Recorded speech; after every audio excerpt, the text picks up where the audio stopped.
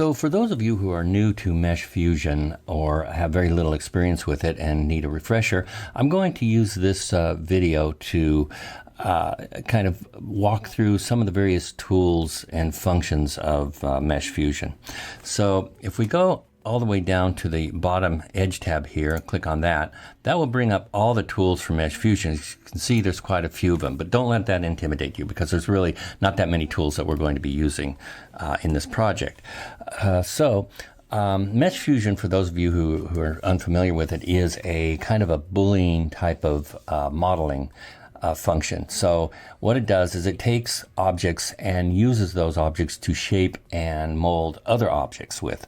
So why don't we just jump right in and I'll show you very quickly how it works. So the first thing I want to do is pull up a couple of objects to use for Mesh Fusion, and I'll go right down here to the qubit geometry. Now these are just this is a group of models that is provided by the developers of Mesh Fusion, just to make it a little easier to get started. So this is kind of little kick-starting models that you can use. However, that said, you can use pretty much any Modo model that you want, as long as it is mostly four-sided and a closed object, although that is not a hard and fast rule, and I'll demonstrate that a little bit later. So the first thing I'm going to do is I'm going to go ahead and double click on that guy. Oh, by the way, if you don't see these models when you click it, you can actually go to Add Path and navigate over to where your content directory is for Modo, and go to Assets, and oops, I double clicked on it. Let's try that again.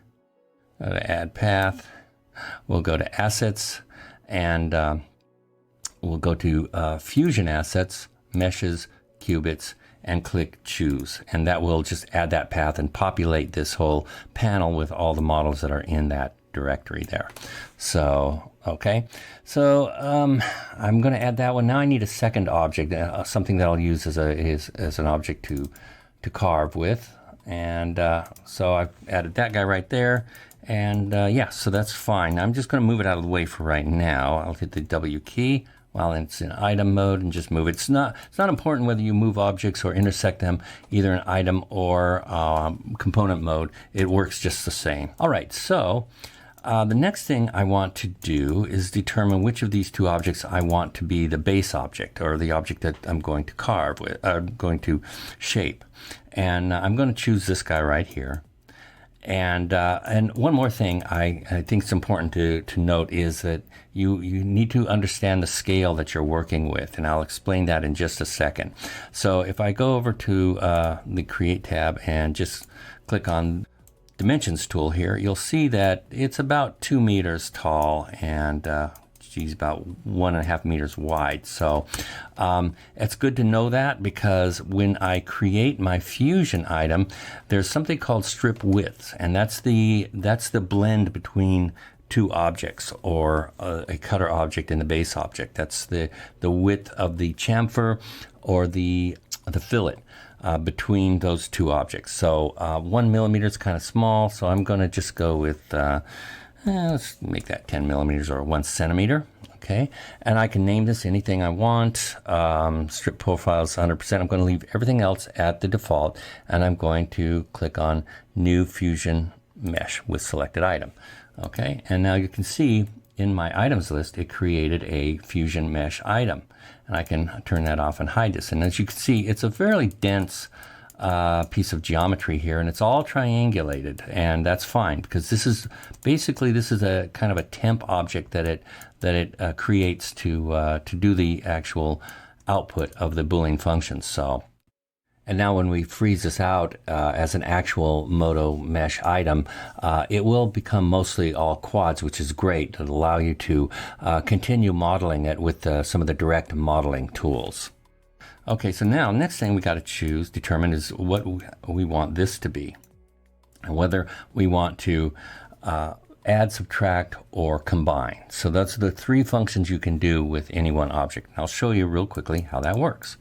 So I'm going to just, first of all, drag click and drag this item on top of this item, and you have to be in item mode for this to work. So as you see, I'm in item mode, and I'm going to apply subtraction. Now you can see nothing happens except this becomes in a wireframe only, and it also added a color next to the object, so you can see that this is a trim object, and this is my base object. The green is my base object. So if I take this and I hit the W key to move it and I intersect with the other object, you can see very quickly what happens. All right. Now let's change its role or its function.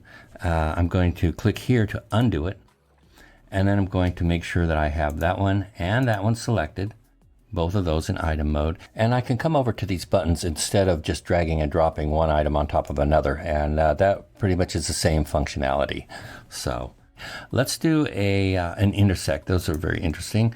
As you can see, only the intersected portions of those two models are now visible, and so that's what that model will look like. Now let's undo that. Click the red marker there.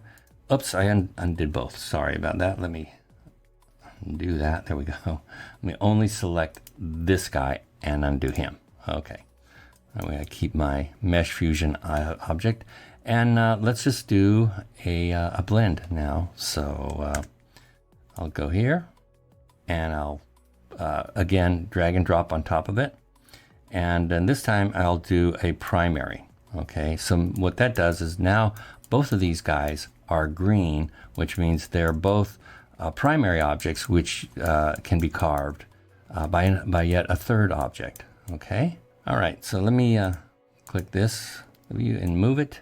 Now, if we look real close, what we have here is a fillet between the two, right? And now in the next video, I'll show you how you can make adjustments to these fillets and chamfers.